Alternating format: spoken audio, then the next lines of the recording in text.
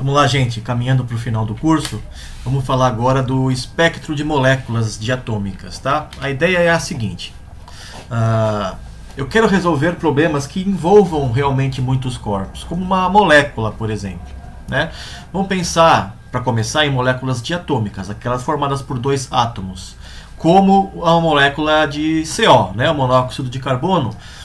A gente tem dois átomos, mas cada átomo tem vários elétrons, né? O carbono tem 6 elétrons, o oxigênio tem 8 elétrons, a gente tem 2 núcleos, né? Então, no total, elétrons mais núcleos, 14 elétrons mais 2 núcleos, né? Total de pelo menos 16 partículas. Isso sem pensar ainda em quebrar o núcleo, né? Em prótons e nêutrons, né? Então, é um problema complicadíssimo, né? Uma molécula de dois átomos já é um problema muito mais difícil do que aquilo que a gente conseguiria resolver na mão, tá?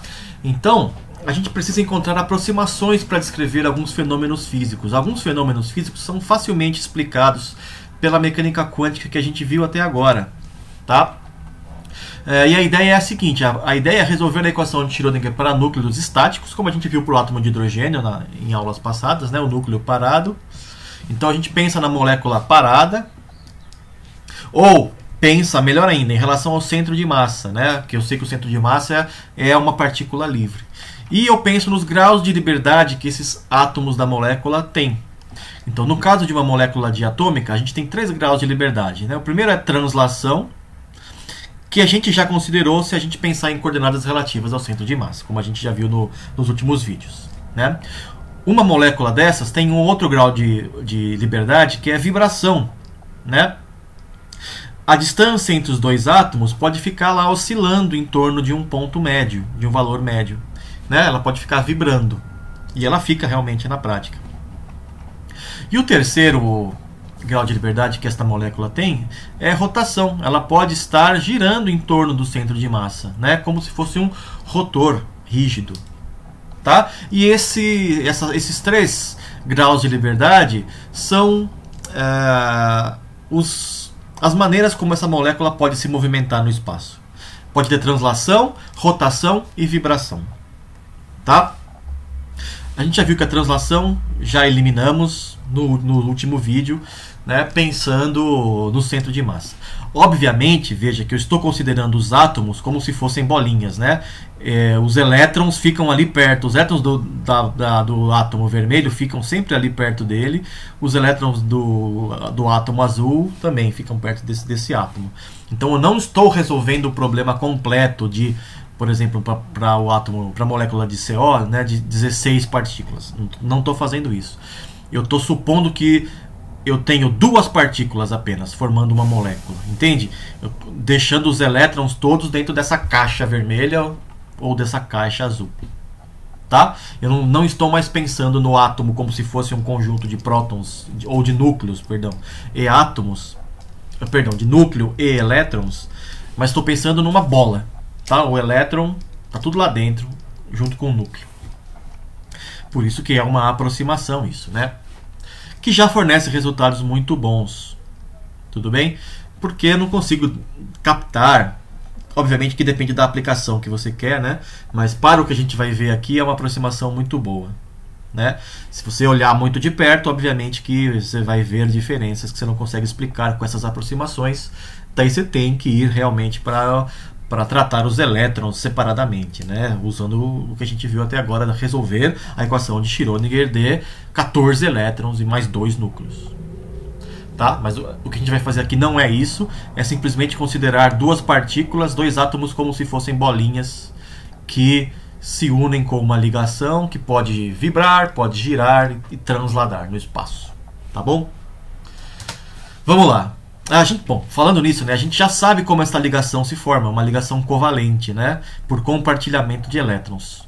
Nesse caso a gente não está nem considerando isso, né, a gente está pensando que a ligação se forma, tá, de alguma maneira, a gente sabe como deve ser, né, compartilhamento de elétrons, mas a gente não vai tratar disso neste problema, né, como quanticamente possível, pensando nos elétrons e no spin. Vamos pensar simplesmente que a ligação existe, né? E portanto a gente pode lidar com as características de vibração e rotação, tá bom? Vamos lá, né? Ó. Vamos começar falando da vibração, o espectro vibracional de moléculas diatômicas. A aproximação é a seguinte, ó. Aqui a gente tem um gráfico da energia potencial real em função da separação relativa entre as moléculas, né? Pensando naqueles mesmos conceitos que a gente viu nos vídeos passados, né? De centro de massa e posição relativa. Então aqui está o módulo da posição relativa, que é o vetor posição relativa, né? Entre as duas partículas, como se a partícula 1 ou 2 estivesse na origem, né? Para fixar as ideias. A partícula 1 na origem, a partícula 2 a uma distância r dela, ela sente este potencial em função da distância. Em baixas temperaturas, a gente pode aproximar o potencial real por uma parábola, que é a aproximação harmônica. Tá? Aqui está uma grande aplicação da aproximação harmônica, uma grande aplicação do oscilador harmônico quântico. Né? Aqui está então a energia potencial aproximada em baixas temperaturas. É uma parábola, né? Depende de R ao quadrado. E aqui eu estou usando a massa relativa. Na aula sobre o oscilador harmônico, lá no começo do curso, a gente usou a massa. O potencial era 1/2 de m ômega ao quadrado, R ao quadrado. Aqui eu já sei que eu tenho que usar a massa reduzida. Então já coloquei ali o μ.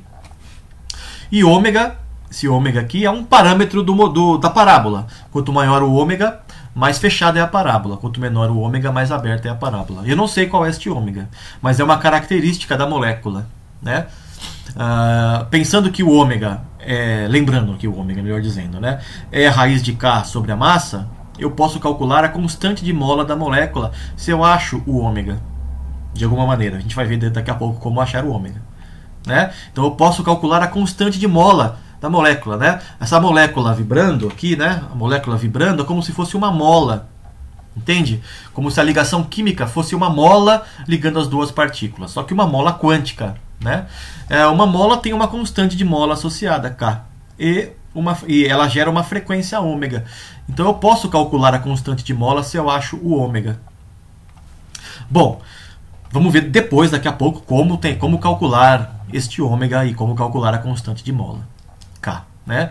Eu sei que da mecânica quântica 3D, esse exercício está em uma das listas, se não me engano, a lista 2.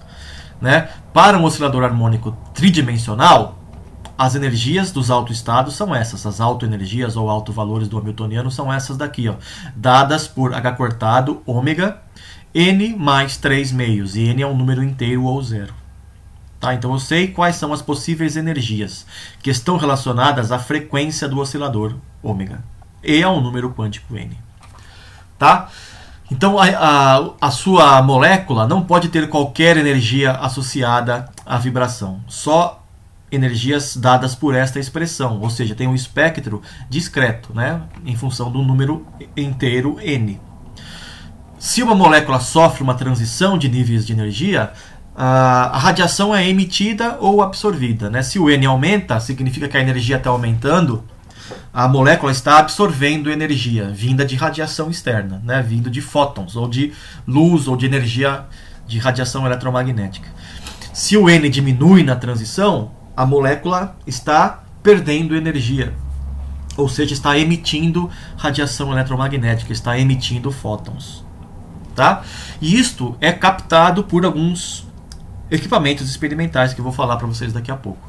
Tá? O espectro da radiação emitida em diferentes transições fica geralmente na parte do espectro infravermelho. Tá? Então as energias, né, ou as frequências dessa radiação emitida ou absorvida está no espectro infravermelho. Na infravermelho são aquelas frequências um pouco abaixo da luz visível. Transições fortes, quando a gente consegue ver com muita clareza essa transição, acontece geralmente com um ΔN de mais ou menos 1. Né? ΔN mais 1 é quando a molécula absorve energia, menos 1 quando a molécula emite energia. Né? Esse ΔN significa o N inicial menos final, né? ou melhor dizendo, o final menos inicial.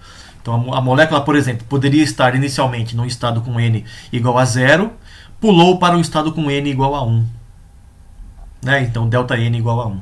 É isso que geralmente a gente consegue observar experimentalmente. São os picos ou vales fortes no espectro, como a gente vai ver daqui a pouco. Tá? Esse é o espectro vibracional, lembrando, né, que a gente já resolveu esse problema há bastante tempo. A outra possibilidade da molécula diatômica é rotação. Então a gente tem o espectro rotacional, né? A gente resolveu um problema. Eu fiz até um vídeo com a solução desse problema, que é o rotor rígido, o exercício 4 da lista 3. Está resolvido em vídeo, tá? A solução é essa daqui, tá? Não vou fazer de novo tudo passo a passo aqui, porque é tudo muito parecido. A única diferença é que no exercício 4 da lista 3, o rotor eram duas partículas com a mesma massa. Aqui eu tenho duas massas diferentes, né? Por exemplo, uma molécula de CO. Eu tenho massas diferentes.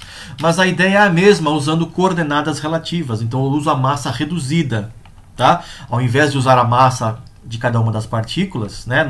Como era o caso do exercício 4, aqui eu estou usando a massa reduzida, μ. E fora isso é tudo a mesma coisa. Tudo bem? Então aqui está o espectro de rotação de moléculas. Ó. Depende de um número quântico L, que também é um número inteiro. Tá? E a solução vem lá dos harmônicos esféricos. Né? Os autoestados são os harmônicos esféricos, números inteiros L e M. Tá? E a energia, na verdade, não depende de M, depende apenas de L. Desta forma, L mais 1 vezes uma constante que depende da massa reduzida da molécula e da separação A entre elas. É uma molécula separadas por uma distância A, tá? Que eu estou supondo que é constante, né, para separar o grau de liberdade vibracional. Na vibração, a distância entre as moléculas fica oscilando, né, fica variando com o tempo, dentro de uma certa amplitude. No caso da rotação, eu estou considerando que a separação entre as moléculas, entre os átomos da molécula é a mesma sempre, tá? Para separar os graus de liberdade. Tudo bem? Ou seja, isso aqui é a média, né? A separação média entre os átomos da molécula, comprimento de ligação. Tá bom? E as transições fortes, novamente, né? Elas são observadas quando o L varia de mais ou menos 1. Né? Ou seja, quando a molécula passa de 0 para 1, ou de 1 para 2, ou de 2 para 1, ou de 1 para 0. Né? Sempre que o L varia só de 1 para cima ou 1 para baixo. Tá? Aqui está o resumo, ó, dos dois casos, né? Vibração ou rotação. Né? Depende de dois números cada um. Né? Cada um depende de um número, melhor dizendo. Vibração depende de um número N, que eu estou chamando de N, né? E rotação depende de um número que eu estou chamando de L. Ambos inteiros ao zero. Bom, eu já falei isso, né? Sempre que a molécula sofre uma transição de nível de energia, a radiação é emitida ou absorvida, né? E essa energia vem de fótons, de radiação eletromagnética, que, segundo o Einstein, tem esta energia, tá? A energia de fótons emitidos ou absorvidos é H vezes a frequência destes fótons, tá?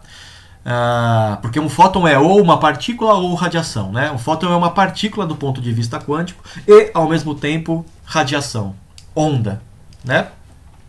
Esta equação amarra as duas coisas, né? Com a constante de Planck ali, H.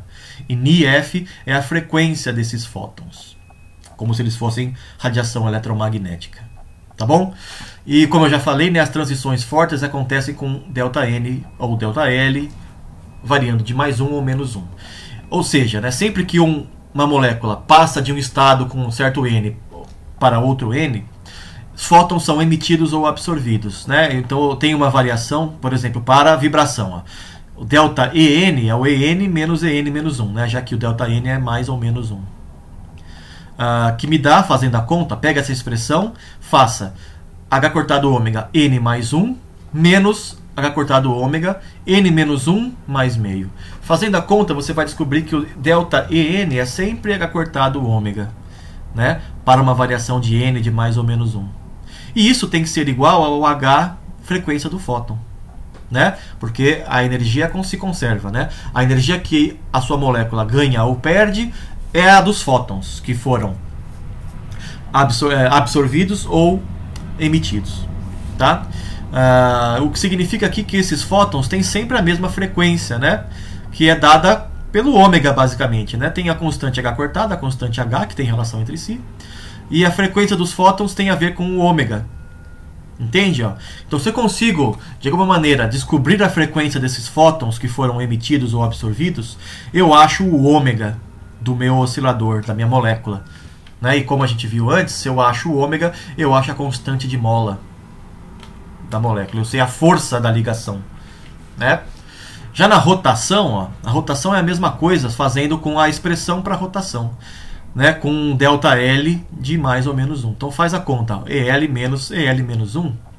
Quando você faz essa conta que substitui, bom, você faz o L mais 1, menos o L menos 1 vezes o L menos 1 mais 1. Fazendo a conta e simplificando, você acha isto daqui, ó. Esta daqui é a variação de energia quando a sua molécula sofre uma transição de nível. Isso tem que ser igual a H, frequência do fóton, né? Porque a perda ou ganho de energia veio ou foi para os fótons, né? E aí eu descubro que para rotação, a frequência que os fótons aparecem, né, depende do nível de energia L. Diferente da vibração, que era sempre a mesma, né? Quando uma molécula sofre transição vibracional, a frequência dos fótons emitidos ou absorvidos é sempre a mesma. Para a rotação, não. Depende do nível em que a transição aconteceu. Então eu também consigo, em teoria, né, achar qual foi o L que a sua molécula estava, né, antes da transição. Entende? O equipamento que acha essas frequências de fótons é chamado de espectrômetro, né, que consegue detectar transições medindo a energia ou radiação ou frequência ou comprimento de onda da radiação emitida ou absorvida pelo material, né, seja lá o que for, pelas moléculas. Aqui está um exemplo do espectrograma que você obtém para a molécula do HCl, ácido clorídrico gasoso, tá? Em forma de gás nesse caso, mas tanto faz, né? Aqui a gente tem vários picos, percebe? De onde vem esses tanto de picos aqui? Vem dos picos rotacionais, né? Que dependem do L. Para cada tipo de transição, ó, L 0 para 1, eu tenho um pico. L de 1 para 2, L de 0 para 1, de 1 para 2, de 2 para 3, de 3 para 4, etc. Aqui do outro lado é de 1 para 0, descendo, né? De 1 para 0, de 2 para 1, de 3 para 2, etc. Sempre variando de 1 em 1. E aqui no centro é a frequência central, que corresponde à transição vibracional, tá? Que é sempre a mesma, como a gente viu, né? De 0 para qualquer N, né? Ou de 1 para N, de 5 para 3, ou de 3 para 5, tanto faz. Perdão, sempre de 1 em 1, perdão, né? De 0 para 1, de 1 para 2, ou de 2 para 1, de 1 para 0. Né? Sempre a mesma frequência, é a frequência central de vibração. E as outras são todas frequências rotacionais. Tá? Vocês percebem também que cada um desses picos aqui tem um split, né? Tem uma separação. São dois picos, na verdade. Né? De onde isso vem? Isso vem dos isótopos do cloro. Cloro, na verdade, tem dois isótopos bem com composição bastante grande, os dois. Então, na molécula, qualquer átomo de cloro na natureza está ou, quer dizer, não qualquer, mas a maioria deles, né, está ou no isótopo 35, a massa molar 35, e isso são 75,5% dos átomos de cloro. Os outros 24,5% estão no isótopo 37. Tá? Não são isótopos radioativos, nada disso. São isótopos naturais que estão na composição de 1 mol de átomo de cobre. Né? Então, 1 mol de átomo de cobre tem 75,5% de isótopo 35 e 24,5% de isótopo 37, o que nos dá aquela massa molar média do cloro de 35,5%. Entende? Tá? E os splittings que aparecem aqui, esses dois picos, né, que a gente está pensando que são um, mas na verdade são dois, vêm deste fato. Porque a massa reduzida, né, na verdade, não é tão clara nesse caso. Porque eu tenho dois tipos de átomo, né, um com massa 35, outro com massa 37. Então eu tenho duas massas reduzidas, né? Uma que vem da combinação do hidrogênio com o cloro 35 e outra do hidrogênio com o cloro 37. E isso causa splitting nos picos. Veja que, no caso aqui, para o espectro rotacional, né, a frequência do fóton depende da massa reduzida também. Ó. Então, por isso aparece o splitting nos picos rotacionais. No caso da vibração, não tem massa ali. Ó. né, a frequência do fóton não depende da massa reduzida, nem da massa das partículas. Portanto, não tem nenhum efeito sobre o espectro vibracional. Tá bom? Bom, aqui está um exemplo do aparelho, né, que mede, do equipamento que mede essas figuras como essa aqui, espectrogramas, que é um espectrômetro. Tá? Aqui está um espectrômetro de bancada de uma empresa chamada Thermo Fisher. Vocês veem que ele tem uma dimensão bem reduzida, cabe aí na sua mesa, né, do lado do seu computador, e você poderia ter, em princípio, um desses em casa, se você ganhasse na loteria, né, e tivesse interesse em comprar um para sua casa. Tá lá, cabe na sua mesa aí, onde você estuda, tá bom? E aqui está mais ou menos o princípio de funcionamento dele, né? Aqui está a nossa amostra, tá? O sample, aqui está a sua amostra, ela fica paralela a uma amostra de referência, algum material de comparação. Tá? Aqui está a fonte de radiação, de onde são emitidos fótons. Bom, tem todo o equipamento óptico aqui para colimar os raios, né? Passa por polarizadores, etc., que eu nem sei falar exatamente o que cada um deles faz, tá? Mas é um equipamento óptico, né? O sinal vem para um detector, passa por filtros eletrônicos, um registro, né? E aí você obtém o espectro, tá? A ideia é sempre comparativa, né? Veja, né? Você compara a sua amostra, que você não sabe qual é o espectro, a uma coisa de referência que você sabe. E aí você faz a diferença, né? Aí é o que você observa nesses picos aqui. Os picos que você vê vêm da diferença entre o que você vê na amostra e o que você vê numa coisa conhecida. Vamos ver um exemplo de um cálculo, tá? Tá na lista 3, é o exercício 35. Mas deixa eu fazer isso no próximo vídeo, tá? Para deixar isso aqui um pouco mais curto. Até então, daqui a pouco, valeu!